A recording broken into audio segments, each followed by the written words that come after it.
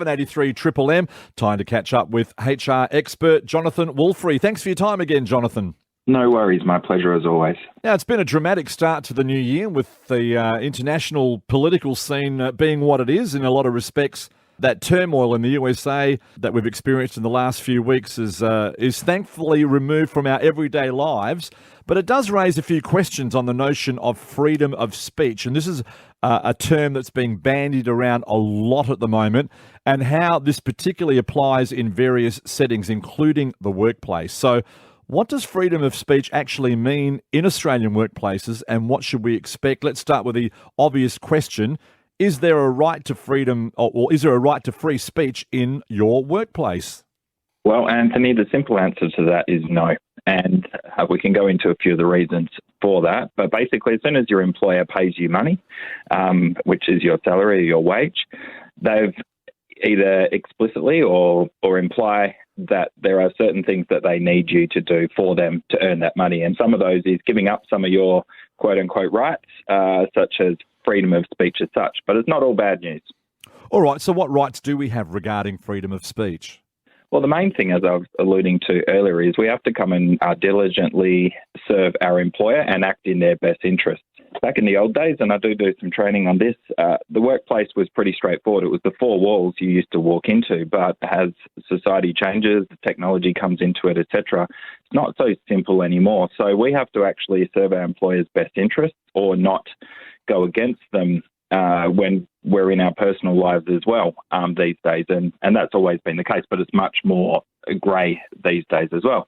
But we still do carry a number of rights into the workplace. There's no need for an employer to stop your freedom of speech if it's not affecting what their work is and what their work does. And under the Fair Work Act and other employment and anti-discrimination legislation, there are certain things such as the right to a political opinion, the right to practice religion and things like that. So there are some protections there in regards to that freedom of speech notion.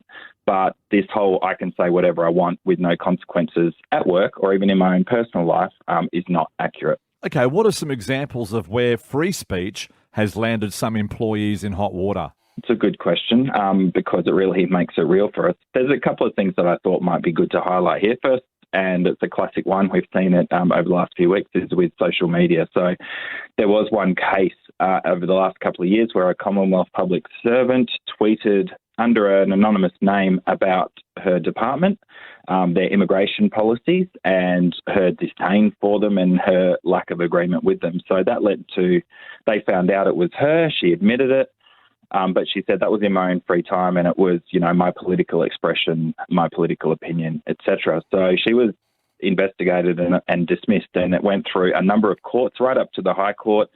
It was a complex case, but at the end of the day, her termination of her employment was upheld because she had the potential to bring her employer, the Commonwealth Government, into disrepute. And the courts, one court overturned it, but right up to the High Court, it was found to be against her. Another interesting example is, and it goes back a few years now, is that there was a brewery based over in the eastern states that had an employee that was convicted of drink driving outside of hours, and that employee lost their job because it brought the safe drinking message of that brewery into disrepute as well, and that was upheld as well, that actions, and I know it's not speech as such, but those actions outside of work that bring an employer into the public eye and cause them harm or damage, even if it's their reputation, can be held accountable for those things. Okay, well, what advice do you have for employers and employees? Hopefully the advice is consistent for both parties there, but don't try and limit an employee's ability to constructively criticise. Provide avenues internally for the employee, and the employee should use those, not post on social media that I work for a bad employer, etc.